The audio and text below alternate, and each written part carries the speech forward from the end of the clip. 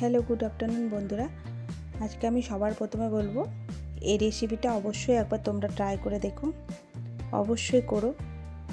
এটাই আমি বলবো, এটা হচ্ছে কলকাতা ফেমাস চিকেন বটি কাবাব। অসাধারণ দুর্দান্ত একটা রেসিপি রুটি দিয়ে খাওয়ার জন্য। রুটি দিয়ে সবথেকে বেশি ভালো লাগে এই রেসিপিটা। তো এই রেসিপিটা আজকে বানিয়েছিলাম, তো চলো তোমাদের সাথে শেয়ার করি।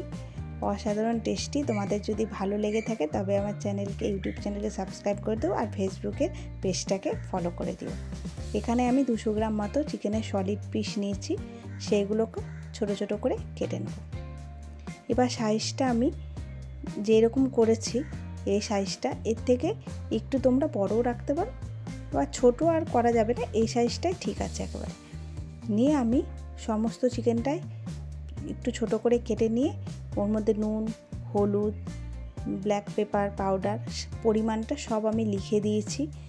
তারপর জিরে গুঁড়ো, ধনে গুঁড়ো, গরম মশলা গুঁড়ো, চিলি পাউডার, একটুখানি চিনি, তারপর হচ্ছে আদা আর রসুনের পেস্ট 2 চামচ করে 4 চামচ, আর টমেটোর পিউরি। এখানে তোমরা দইও ইউজ করতে পারো, আমার ঘরে দই না থাকার জন্য আমি এখানে টমেটো পিউরি ইউজ করেছি। টমেটো এখানে দেওয়া যায়। আর সাথে একটু কাশ্মীরি লাল লঙ্কার গুঁড়ো দিয়েছি সুন্দর একটা কালার আনার জন্য। তো আমি সব হাত দিয়ে ভালো করে মেখে নিয়েছি, নিয়ে 15 থেকে 20 মিনিটের মতো ঢেকে রেখে দিয়েছি। এদিকে 3টে মিডিয়াম সাইজের পেঁয়াজকে আমি কেটে নিয়েছি, কেটে রেখেছি। তেলটা গরম হয়ে গেছে। এবার আমার 20 মিনিট হয়ে গেছে মেরিনেট করে রাখা চিকেনটা। এবার সর্ষের তেলের মধ্যে সব চিকেনটায়, মশলা মাখা চিকেনটা এক এক করে সব দিয়ে দিয়েছি।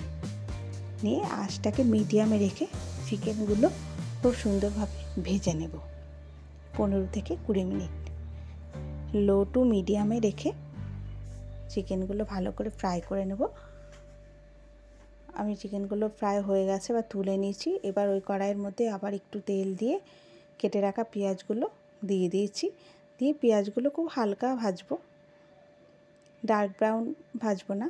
ওর মধ্যে একটা ক্যাপসিকামের 3 ভাগের 1 ভাগ আমি দিয়েছি।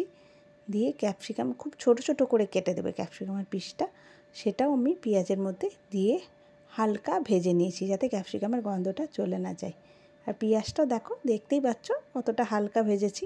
নিয়ে ভেজে রাখা চিকেনগুলো দিয়ে দিলাম মশলা মাখা, নিয়ে এবার আমি ঢেকে রেখে দিয়েছি।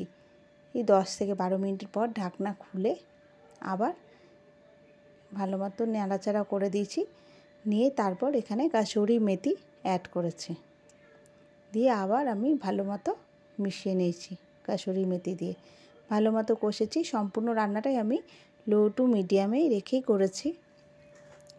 তারপর এখানে ধনেপাতা দিয়েছি, দিয়ে আমি আবার ধনেপাতাটাও ভালো মতো মিশিয়ে নিয়েছি। অসাধারণ একটা টেস্টি বটি কাবাব তোমাদের সাথে আজকে শেয়ার করলাম। তোমরা কেমন লাগলো অবশ্যই আমাকে জানিও কমেন্ট করে। আর তোমরা যদি বানিয়ে থাকো তোমাদের কেমন লাগলো অবশ্যই লাইক, কমেন্ট, শেয়ার করে জানিও। আর এই দেখো আমি ওপর থেকে টমেটো সস দিয়েছি, দিয়ে আবার ভালো মতো মিশিয়ে আমার রেডি চিকেন বটি কাবাব। সবথেকে ভালো লাগে রুটির সাথে এই রান্নাটা। রুটি, নান, রুমালি রুটি, অসাধারণ টেস্টি। কেমন লাগলো অবশ্যই জানিও। টাটা।